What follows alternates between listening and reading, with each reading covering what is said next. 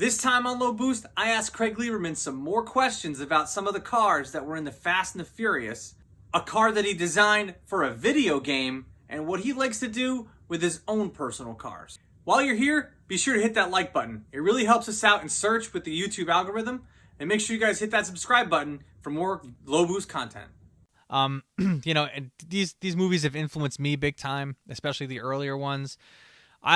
But I'm kind of, I don't want to say I'm like Paul, but like I'm like a lot of other people. I really don't have I wasn't a JDM homer or a classic car homer for the movies. I like them both. Like I've kind of blended Euro and American muscle together with my E36 BMW that's got a turbocharged LS Corvette engine in it. So I like to blend things together. So for me, I just like them both. But the one car you haven't talked about on your channel that you broke down is the E36 wide-body M3 from Too Fast, Too Furious. The highway race scene, it wasn't there for very long, but for me being a BMW guy, I was like, oh man, this car's going to get some screen time, and then it got smashed into those barrels. Can you tell me a little bit about that car?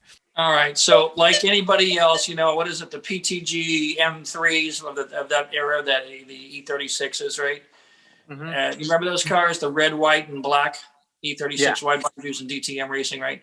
Yeah. That was my inspiration for that car. Okay. So I got this place, what the hell was it? A BC something or other up in Canada that was selling these replica body kits. And we bought enough to build 4 cars. Now, of course, we did not need to buy M3s because we knew a couple of these cars were going to get destroyed, so we wouldn't do that. They're smart. They don't destroy collectible cars.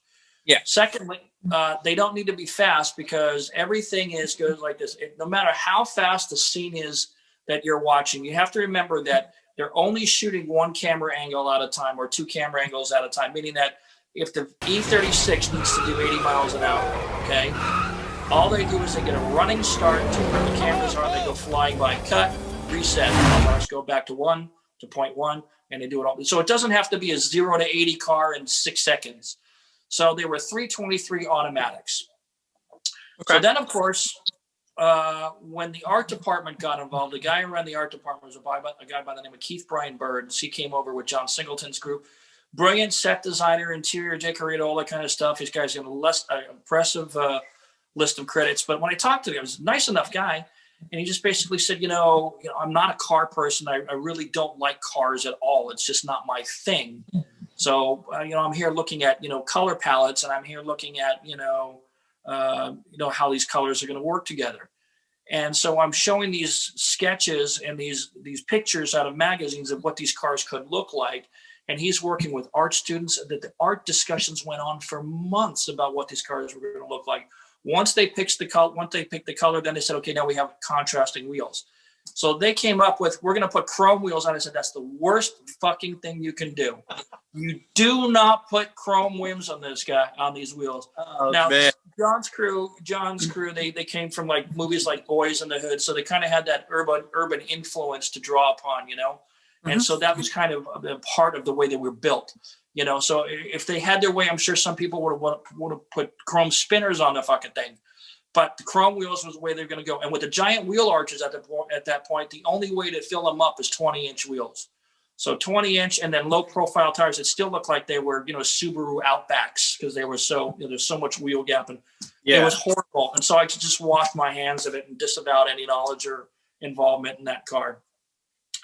So the 323 automatics, because stunt guys don't like shifting transmissions when they're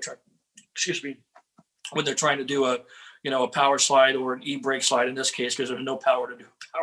Yeah, there's not much in a 323. I mean, there's a reason I pulled the motor out of mine.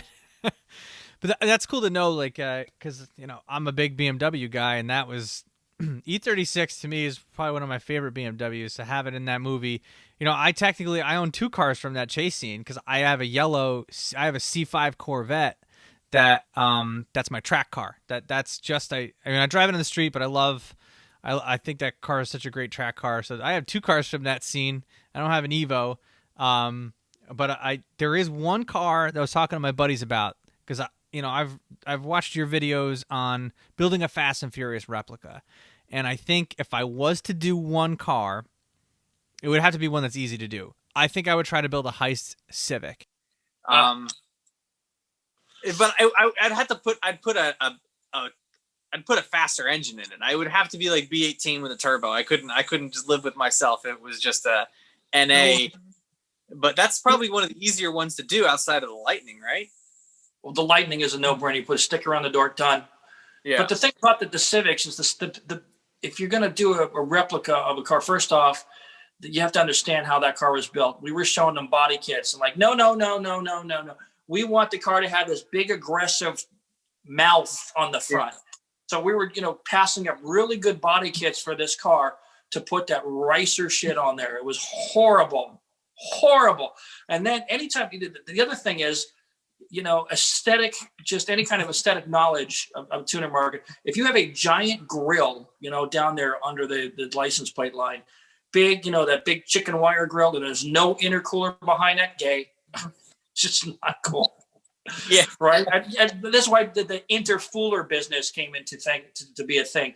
Fake intercoolers that were just basically like an air filter or just a dummy intercooler, because it just looks stupid. And then the double decker wing, there's no Honda Civic that needs a double decker wing unless it's making 800 horsepower and it's tracking and it's got a rear suspension. The most street cars don't need wings. I mean, it makes you slower. But for me looking at it, I'm not a Honda guy. I've never owned a Honda. But I said if I did have one, maybe I would want to make it a replica from a movie. Just do the S2000. S2000. That's the man's car.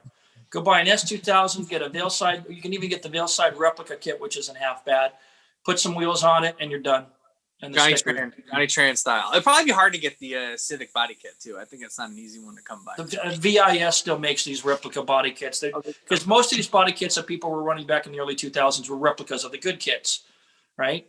So of the Blitz kits or any of those, Duluck or anybody else. But even Bomex had replica guys. Yeah.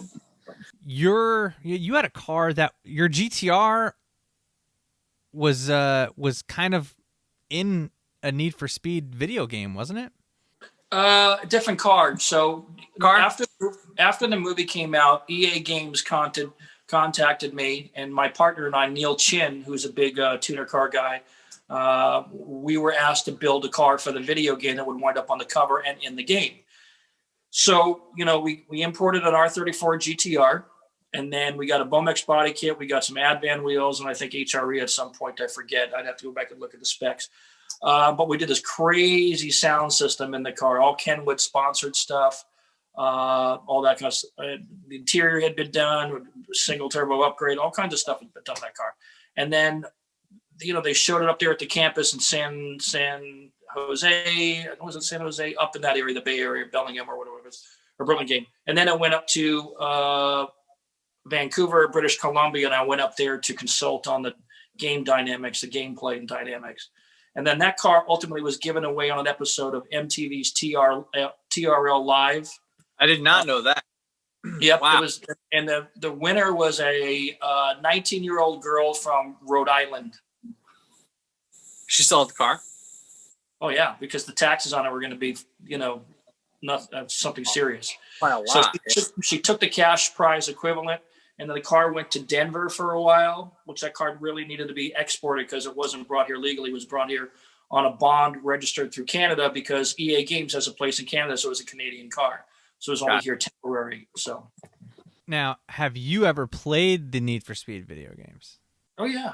Yeah. Okay. I wasn't sure. Not everybody's a video gamer. I remember playing, all the Need for Speed Underground games. I was in college when they came out, and that was, for me, that was just like, I want to build these cars one day. That was just that's kind of all inspiration. You see this stuff in the movies, and now I get in front of a car and I'm like, I don't want to paint this a different color. Like that's a lot of work. I'll tell you a fun story. So I'm a gamer. I'm still a gamer today. I still play some video games. Now, I don't have a console anymore, so it's computer stuff or mobile device.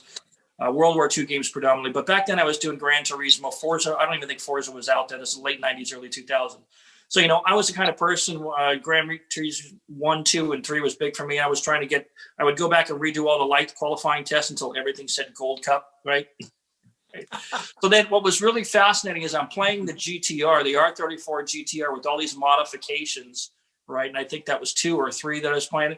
And by this time, I actually had an R34 GTR in my driveway, right? And I remember going out, had a track day with this thing just to kind of stretch its legs. I didn't have the good tires on it for that event, but I went out there. And I came back, and later on that weekend, I played Gran Turismo with the GTR. And I said, this is horseshit. This car does not react like this on the track. It's not even close. Not even close. Wow. So that's disheartening, but I guess that those are older games. I'm into sim racing now, so I have I have a sim rig about 5 feet away from me in my basement, and it literally is just to get me by in the wintertime when I can't be doing track days. But the sim racing, it does give me some feel of like what it is like to drive a car in real life, but you just don't get the same feel. Well, here's what it's good for. Memorizing the tracks. Yep. Oh, absolutely. Lime Rock, Watkins Glen are close to me, so those are the ones that and New Jersey Motorsports Park, they're all on iRacing, so I can try to learn the track as best as I can for when I get back out there. So, have you now your R35 GTR? Have you done quarter mile or done a track day with that? Just track days, Auto Club Speedway. I did one at was it Button Willow, but mostly Auto Club Speedway, which is only about 45 miles from me. This stack right there is my racing tires. Oh, okay. Nice. Now, what is that your best? That you said the R35 GTR is your fastest car you've ever owned. What's the best handling car? Is still that car too? R35. Okay. I've never had a car that was better. I mean, the computer controls on this system, they give you just enough control to kill yourself if you really want to try to do it. But if you're just being silly or there's an oversight, you can probably get yourself out of it. So that the fact that the people that say it drives itself is not quite true. Because if you turn all the traction aids off, you're going to die if you don't know what you're doing. But generally speaking, if you leave it in R mode for suspension and traction, the car is going to be very quick and be very forgiving. You go drive something like a Porsche GT3 RS, you make a mistake in that, and the car is done. Done. It's funny you say that. So my wife and I went to Vegas right before the pandemic. At a work meeting there, and I rented a 570S, and I went out into the Las Vegas countryside, and I was like, this car was like a video game. Like, you had to really do something stupid to really get the car out of control. Or if you take all the grannies off, which I didn't do because it's not my car, I'm sure then I could easily put it into a wall or something like that. I have done a trip to Los Angeles. We went there for work, right? And I went there a day early just to go to a couple of the Fast and the Furious scenes. So I obviously went to Bob's Market, right? And up the street I went to the house. It's all fence up there now. You were like, keep out. I didn't realize the Dom's garage was not. It's fake. It was fake for the movie. Yep. Just for the movie. I went to Dodger Stadium, went to a Dodger game, but I wanted to take a picture by where I thought they were filming, all the scenes where they're there. And just like you said, there's no way a car does 100 miles an hour in that parking lot. 140 miles an hour. No way. 40. If you liked this video, check out some of the other videos I have on my YouTube channel with my interview with Craig Lieberman. Also, if you're into cars, consider subscribing. I upload at least a video every week, not only just in podcast formats, but all the builds that I do on my E36 Turbo LS Swap, 1953 Ford F100 pickup truck, 1966 Ford Mustang, C5 Corvette, and a bunch of other cars. So if you're into that kind of stuff, hit that subscribe button. Thank you guys very much for watching, and I'll catch you in the next one.